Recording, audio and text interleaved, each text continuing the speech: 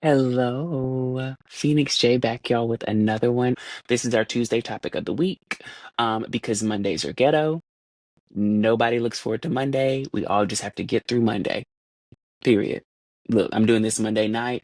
Mondays be Mondaying. To preface it, I am a firm believer in soul ties, soul bonds, soulmates. I've read Seed of the Soul. The soul is one of those topics of conversation that I get really excited about because for those of you who know me personally, you know I'm always having conversations about spirit, about God, about the divine, and unpacking, and just trying to spread love and spread joy and spread light to others. I'm an ambivert, so I spend a lot of time alone. As much as my job requires me to be incredibly extroverted and to communicate and to train and to talk and to coach and do all those things, I really have grown to, as I've gotten older, enjoy time alone. And in that time alone, I do a lot of contemplation. And there's so many books and series on contemplation and the beauty of how the soul can reach maturity through contemplation. So this is one of those topics, one of those conversations I believe I was put on this planet to have with as many people as possible. And so today I want to talk to y'all about vulnerability. I am a firm believer that anything worth having is worth working for, it's worth taking a risk, and it's worth some discomfort via vulnerability. If we ever do anything new in life, every time we approach something new, whether it's a new hobby, a new job, a new relationship, we move to a new city, we unconsciously have to extend a certain level of vulnerability in that new space, in that new thing, for us to really take charge of it, for us to really understand it, and for us to really open ourselves up to what is available. When you spend so much time closed off, you really limit yourself. Whether it's closed off to education, so you limit yourself to knowledge, whether it's closed off to companionship or connection, so you limit yourself to that expansion that only comes from other people. I believe that we make a conscious choice to either be open or to be closed. And one of the lifelong studies of my life has been about the power of vulnerability because when we are truly vulnerable, appropriately vulnerable, but when we're truly vulnerable in these new spaces, in these new endeavors, in these new relationships, we open ourselves and open that interaction up for free flow of information. So you really get to know a person, you really get to dive into the expectations of the position, you really get to figure out your favorite spots and parts of the city. Vulnerability is key. Vulnerability is vital to growth. When I worked back in the day for a company that I always refer to as the Illuminati, y'all, I was working for MLM out in these streets.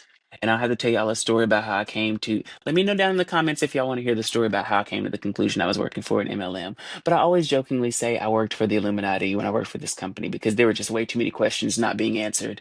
And the answers seemed to be the questions, and the questions and the answers seemed to be the name of the company. It was a lot going on. It was a lot of confusion. But when I was working for that company, there was one thing that they did very well. And every morning they had this like business school. It was hour-long meetings where the whole staff would come together with the owners and with the business managers, and we would basically talk through different topics, talk through different areas of interest that might impact our business or might impact our personal growth. And one thing that they said to me that has always stuck to me is there's a direct correlation between your wealth zone and your comfort zone. And it encouraged me, and I'm encouraging you to do something every day that makes you 1% uncomfortable because that's going to allow you to grow that comfort zone and thereby grow that wealth zone. And as we get out of our comfort zone, as we step into these new spaces, new places, new endeavors, new energies, we begin to learn things. And as a result, we get stronger, we get wiser, more knowledgeable, we become whatever, faster at it, we become more adept at whatever that thing is.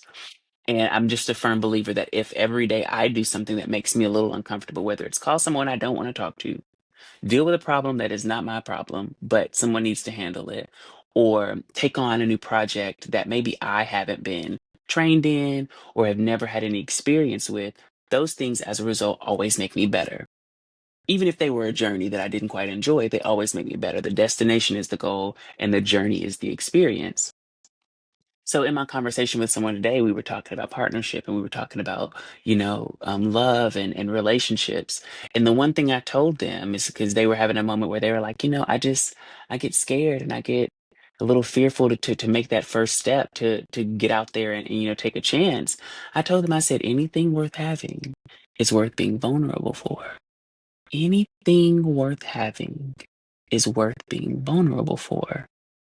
Because if you make that conscious effort, that conscious choice to do something outside of your comfort zone, do something that's going to maybe make you 1% a better person or 1% more well rounded, on the other side of that vulnerability, on the other side of that discomfort, on the other side of that frustration and journey, you're going to find yourself at the destination. You've grown, you've matured more, you've got more things that you can now tackle because you've knocked out some prereqs. We're typically better people once we come out on the other end. And even if it doesn't look that way immediately, as time progresses and as we continue to live, we see that everything had a purpose.